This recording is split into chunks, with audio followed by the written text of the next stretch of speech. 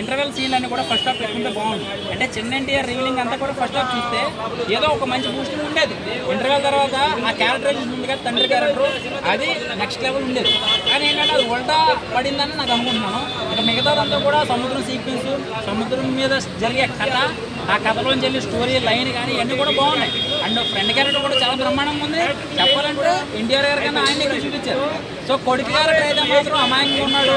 అమ్మ చచ్చిపోయిన స్వరం తీసుకొచ్చాడు, ఈడే మనిషి రా ఇది కూడా అని అనుకుంటాం. కానీ ఒక 20 నిమిషాల తర్వాత ఎన్టీఆర్ గారు ఆ స్వర ఫైట్ అసలు మామూలుగా ఉండదండి, చాలా బ్రహ్మాండంగా. ఒక 20 నిమిషాలు అయితే సినిమా నెక్స్ట్ లెవెల్ ఉంది చెప్పాలంటే. కానీ ఏంటంటే ఇక్కడ చిన్న చిన్న కరప్షన్స్ చేసుకుంటే సరిపోతుంది. మనం ఇప్పుడు ఆల్రెడీ తోకే చూసాం, నెక్స్ట్ ఇంకా తల ఉంది, పార్ట్ 2 ఉంది. కొంతమంది నచ్చలేదంటే నచ్చలేదు, ఓకే. బాగుందంటే బాగుందని చెప్పండి, కానీ దయచేసి సినిమాని బ్యాట్ చేయొద్దు. అంటే సినిమాకి రావద్దని చెప్పే అధికారం లేదు. చాలా మంది సినిమా వేస్ట్ రావద్దని అంటున్నారు. ఆ రావద్దని అధికారం ఆ యదవులకి ఎవరికీ లేదు. అంటే వాడి ఇంట్లో సొమ్ము పెట్టట్లేదు కదా, వాడి జేబులో పైసలు పెట్టట్లేదు కదా.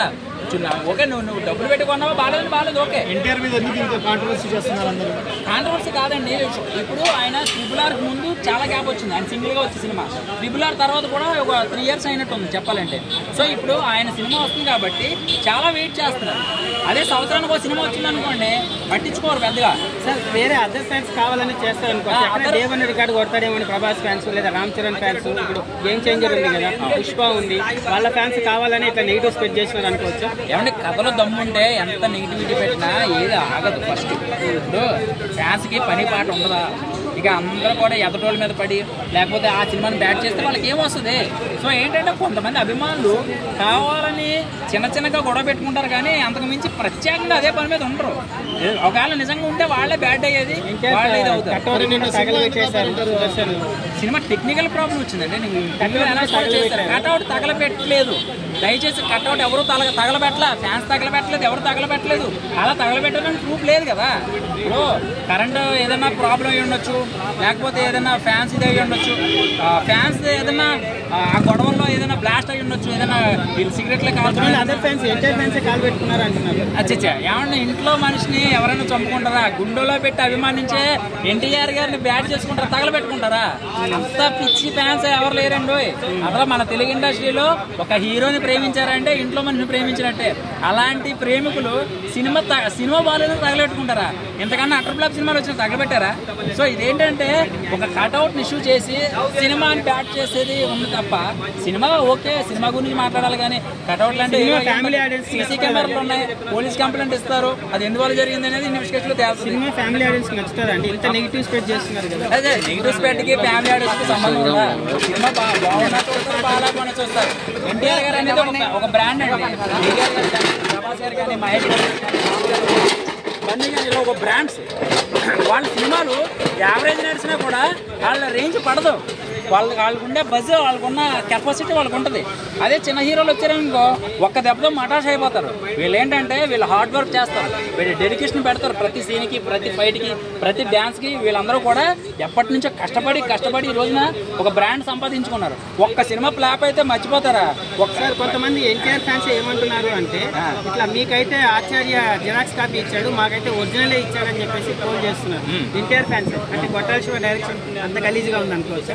అంటే యాక్చువల్గా నేను మీ అందరికీ ఒక మాట చెప్తున్నానండి. మీరు అడిగారు, నన్ను అడిగారు కాబట్టి నేను ఏం చెప్తానంటే వాళ్ళ పిచ్చిదనం అని అనుకుంటా. కానీ వేరే వాడిని ఇది ఆచార్యకి గ్రాఫిక్ పెట్టారని అడిగితే వాడు ఏం చేస్తాడంటే తెలిసి కొంత తెలియక కొంత మాట్లాడేస్తున్నాడు. నిజమేనండి, నిజంగా గ్రాఫిక్ లాగా ఉందండి అని అంటున్నాడు. దానివల్ల అది 1 కోటి మంది స్ప్రెడ్ అవుతుంది.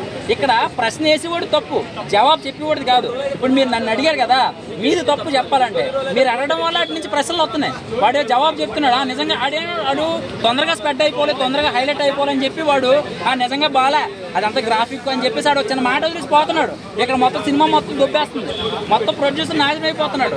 పాన్ ఇండియా సినిమా ఇంత రేంజ్లో పెట్టాక ఆ ఒక్క చిన్న టాక్ వల్ల, మీరు అడగడం వల్ల, కేవలం కొంతమంది మీలాంటి కొంత చిన్న అది ఏదో రేటింగ్ కోసం అడిగితే అది ఏమవుతుందంటే మొత్తం స్ప్రెడ్ అయిపోతుంది. దయచేసి ఇది ఎడిటింగ్ లో తీయాలి. ఇది లాస్ట్ క్వశ్చన్.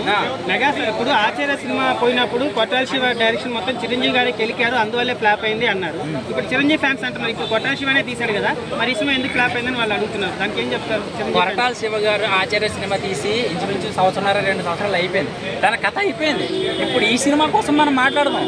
ఇప్పుడు అన్ని సినిమాలు ఒకటే ఉండవు. ఆ సినిమాని ఈ సినిమాని పోల్చడం ఏంటి నాకు అర్థం కాదు. ఆచార్య 2 అంటున్నారంటే నేను దానికి సమాధానం ఇప్పుడు చెప్పే కదా. ఇప్పుడు మీరు అడగడం వల్ల వాడు సమాధానం చెప్తున్నాడు. సమాధానం చెప్పకపోతే ఆడికి ఏదో సిక్ చేసి ఏదో మాట్లాడాలని మాట్లాడుతున్నాడు అంతే. ఈ సినిమా అయితే మాత్రం ఓకే బాగుంది, కానీ ఏంటంటే చిన్న చిన్న కరెక్షన్ చేస్తే బాగుంది. ఏంటంటే ఆ స్టోరీని ఆ ఫస్ట్ హాఫ్ ఉల్టా చెప్పి చూస్తే బాగుంటుంది. మనకి ఇంటర్వెల్ చిన్న NTR first NTR second half పెట్టుంటే బాగుంటుంది. అప్పించి మిగతాదంతా బాగుంది. పెట్టాలని పార్ట్ 2 పెట్టారని అంటున్నారు. బాహుబలి డబ్బులు ఎక్కువైతే తీస్తారండి. యాక్చువల్గా ఇది పార్ట్ 1 తీద్దాం అనుకున్నారు.